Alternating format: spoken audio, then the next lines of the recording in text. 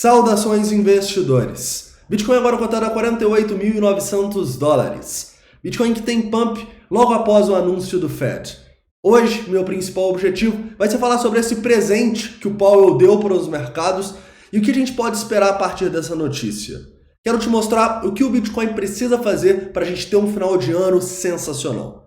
Bem-vindos a Investidor Moderno.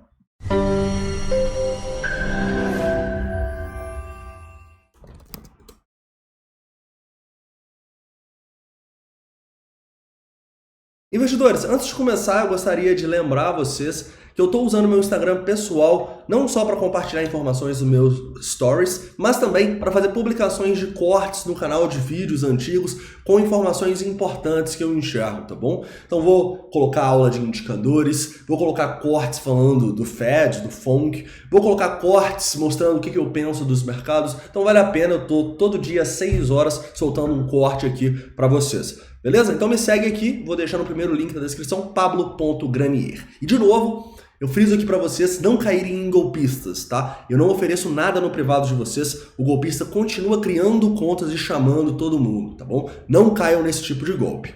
Beleza, investidores, hoje a gente vai falar bastante do Bitcoin, né? Que teve esse pump depois que o Fed manteve a taxa de juros e o discurso do Powell foi um discurso bem permissivo, assim, um discurso bem tranquilo. A gente vai falar sobre isso, né? E vamos abordar aqui principalmente o price action do Bitcoin. Afinal, a gente teve sim um movimento muito legal aqui do preço, com a gente engolfando aqui com força no 4 horas, e a gente vai discutir o que a gente precisa agora para confirmar essa tendência de alta, tá bom? Depois a gente vai fazer uma análise aqui mais de curto prazo, para olhar oportunidades que a gente pode ter numa hora, no 15 minutos, entre outros, tá bom? Vamos, obviamente, mostrar a correlação que o S&P teve desde do anúncio às 4 horas da tarde, tá bom? E para a gente ver o quanto os mercados estão correlacionados, né? E falar, obviamente, do S&P. Tranquilo? Então vamos lá. Investidores, para começar aqui, eu gostaria de vir aqui com vocês numa análise do Bitcoin no 4 horas, para a gente lembrar que mesmo com esse pump, mesmo agora a gente tendo demonstrado essa força, nós continuamos numa tendência de baixa no 4 horas, né? Tava muito feia a situação, e mesmo com esse presente de Jerome Powell, a gente ainda tem que romper resistências importantes aqui acima para confirmar essa alta. Na minha visão, passar essa região dos 49.500 já é muito bom, mas uma confirmação seria um pivô acima desses topos aqui, né? O Bitcoin começa a fechar acima dos 50 mil dólares, para mim é um bom sinal. Mas não se desesperem, né? A gente sabe que a gente pode ter um pump aqui, a oportunidade vai estar na correção que a gente tiver, beleza? Então, se você começa a ver o Bitcoin fechando acima dos 50, é um ótimo sinal de que essa tendência de baixa pode estar no fim e que a gente vai testar resistências mais acima até o final do ano. Até porque, né, S&P 500, de novo, está quase na máxima histórica. Reparem que a gente estava aqui no anúncio hoje, né, na região aqui embaixo, nos 4.620, e depois do anúncio a gente simplesmente pumpou aqui 2%, tá bom? Então, os mercados, eles encararam como muito positivos, não só o comunicado do FONC, mas o discurso do Powell, né? O que aconteceu? Ele manteve, como a gente já esperava, a taxa de juros em 0 e 0,25 e foi bem permissivo, no sentido que ele falou que está pensando em ter 3 aumentos da taxa de juros no ano que vem, o que era o que o mercado esperava, não são tantos aumentos assim, e também falou que ainda vai analisar os indicadores para saber quando esse aumento vai acontecer. Então a gente não sabe se vai ser no meio do ano, no final do ano, o mercado achou isso ótimo, né? Afinal, se ele falasse, não, no começo do ano a gente vai ter um aumento de juros, o mercado já ficaria um pouco mais preocupado. Mas não, ele deixou em aberto, como ele sempre fez, e propiciou, né, esse aumento aí, racional ou não, das ações desde o Corona Crash, que a gente não corrigiu basicamente nenhum dia, né? É aquela coisa, investidores. O que está acontecendo nos mercados? Os investidores nesse momento não têm outra opção de investimento lá nos Estados Unidos. Porque basicamente, se eles vão para uma renda fixa, eles vão apanhar da inflação. E como o mercado lá nem corrige, só sobe, para eles não faz muito sentido, eles estão comprando mesmo. Isso pode estourar em algum momento? Pode. Mas a cada comunicado do Fed, a cada nova decisão, assim, eu acredito que a gente está mais e mais longe disso acontecer, tá bom?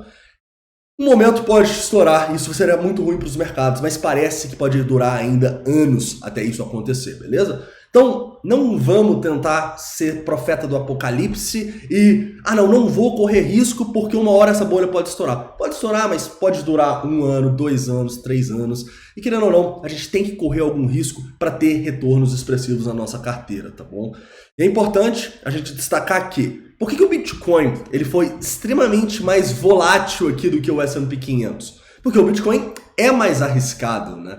Eu acho importante a gente ver aqui, olha só, vamos bem próximo da tela, para mostrar para vocês o que aconteceu aqui quando o comunicado saiu, né? Quando o comunicado saiu, o Fed também falou que iria acelerar a retirada dos estímulos, né? Era de 15 em 15 bi, foi de 30 para 30. Quando lançou isso, o mercado deu uma pancada para baixo, o Bitcoin também deu, como você pode ver, que caiu aí basicamente 2% nessa pancadinha. Só que o mercado depois começou a ver, a gente já esperava isso, né? A inflação está muito alta mesmo. E a partir daí a gente começou a subir. Repara que os topos e fundos são formados basicamente no mesmo local, tá? A gente está no gráfico do S&P 500 e essa linha laranja é o Bitcoin. Então, muito claramente aqui, né, a gente está completamente correlacionado. Então, eu pergunto para vocês, se o S&P 500 continuar essa alta, o que vocês acham que o Bitcoin vai fazer? A gente romper a máxima histórica aqui. Provavelmente a gente vai reverter a nossa tendência de baixa, tá? E eu sei que é terrível essa correlação, gera muita incerteza nas nossas operações, mas é o que temos nesse cenário aí de economia completamente controlada pelos bancos centrais, tá? Não acho que isso é correto, mas é o que temos, tá? A gente tem que trabalhar... Desculpe, a gente tem que trabalhar com isso, basicamente. Então o que a gente vê aqui é que, se amanhã o S&P 500 vier aqui romper a máxima histórica, o show vai continuar e provavelmente a gente vai ter um final de ano legal aí no Bitcoin. Se a gente começa a corrigir aqui, o mercado talvez foi muito otimista, e a gente começa a cair, o Bitcoin deve sofrer muito mais do que o S&P, deve cair muito mais, tá? Então, a incerteza continua, galera. Se você é um cara mais conservador, o que você pode fazer? Você pode ter a sua estratégia de exposição ao Bitcoin no longo prazo, porque se essa festa continuar, o Bitcoin deve subir muito, mas o seu capital especulativo, você pode esperar essa demonstração de força aqui no 4 horas, que para mim seria muito importante, beleza? Então lembre-se, o Bitcoin ele vai variar mesmo porque ele é mais arriscado.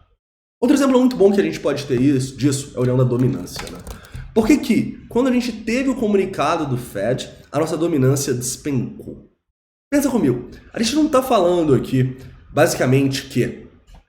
Foi bem aqui. A gente não está falando aqui basicamente que quanto mais arriscado um ativo, maior a volatilidade. Então, se o Bitcoin é mais arriscado que o S&P 500, o que é mais arriscado que o Bitcoin? As altcoins. Então, quando a gente tem um alívio dos mercados, com o Powell fazendo o que todo mundo estava esperando e sendo ainda mais permissivo em alguns pontos, o que vai mais subir? As altcoins, tá? Então, eu encaro como natural essa queda que a gente teve na dominância desde o anúncio, tá bom? Mas eu tô curioso para ver o que vai acontecer a partir daqui. Porque se a gente continua nessa queda da dominância e perde as mínimas ali, dos 40%, eu vou realmente acreditar que a gente não está num mercado saudável. Se a gente continua consolidando aqui, ou melhor, a dominância volta a subir, para mim seria um ótimo sinal de que o Bitcoin pode ir. Se o Bitcoin começar a subir com a dominância subindo, é o cenário perfeito, né? É uma tendência forte com as pessoas racionais, digamos assim. Tranquilo? Então, olho na dominância, mas eu queria destacar que esse movimento de queda aqui, quando a gente teve o alívio dos mercados, é algo completamente natural e esperado. Beleza? Vamos lá. Então, continuando aqui, indo para tempos gráficos menores, a gente pode ver que numa hora a gente teve aqui um volumaço no Bitcoin. Eu acho importante a gente segurar este volumaço, tá bom? Então, aqui, ó, a gente conseguiu segurar no nosso suporte, né? Até fez um falso rompimento aqui, mas seguramos no suporte nos $46.500 e voltamos a subir daqui, né? Nesse momento, o que eu gostaria? Que o Bitcoin segurasse acima, basicamente, desses... Eu vou deixar nos 46.500, tá? Mas entenda que perder aqui essa região do candle forte nos 47.100 seria extremamente ruim também. Então a gente precisa se manter aqui em cima. Se a gente começa um dump aqui com o S&P 500 caindo e a gente rompe aqui, galera, a gente pode rapidamente formar novas mínimas, então toma cuidado, beleza? Então o que você pode ter? Não, Pablo, eu não me expus em nada, ou eu vendi tudo antes do comunicado. O que você pode fazer? Você pode traçar o seu Fibonacci, como a gente sempre faz, e olhar possíveis pontos de entrada, tá bom? Para mim, a partir aqui, ó, desses $48.300, pode ser uma zona onde você vai querer se expor, tá bom? Mas é uma zona onde muito claramente seu stop vai ter que estar um pouco além ali. Se vier aqui, pum, estourar tudo, já era, galera. Provavelmente vem dump aí no mercado. Beleza? Então eu olharia para isso aqui no momento, tá? Até porque os nossos indicadores de sentimento não estão mostrando tanta coisa assim. No momento, a gente tem o nosso long short ratio aqui em 1.9, basicamente neutro, né? Não mudando muito aqui durante o dia. O CVD também, neutro, não fazendo muita coisa. A gente teve muita liquidação no topo, lá nos 49.500, o que poderia ser um ponto para a gente realizar, tá bom? Mas como a gente está muito ligado ao S&P 500, eu particularmente não realizei o que eu estava exposto, tá bom?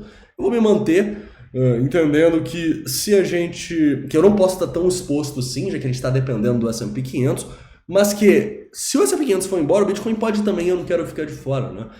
Então, basicamente a minha estratégia nesse momento é a seguinte: não vou vender aqui se a gente for rompendo para cima, vou me manter comprado no que eu estou nesse momento.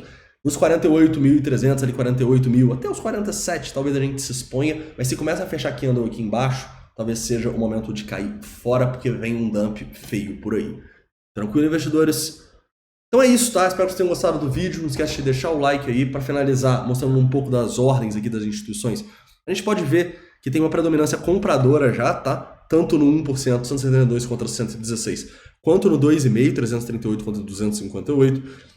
As instituições nesse momento tentam manter o preço abaixo dos 50 mil, 51.300 e acima dessa região que eu estava falando ali dos 47.500, tá? Se perder os 47.500, obviamente que isso muda, né? Mas a gente pode ter problemas.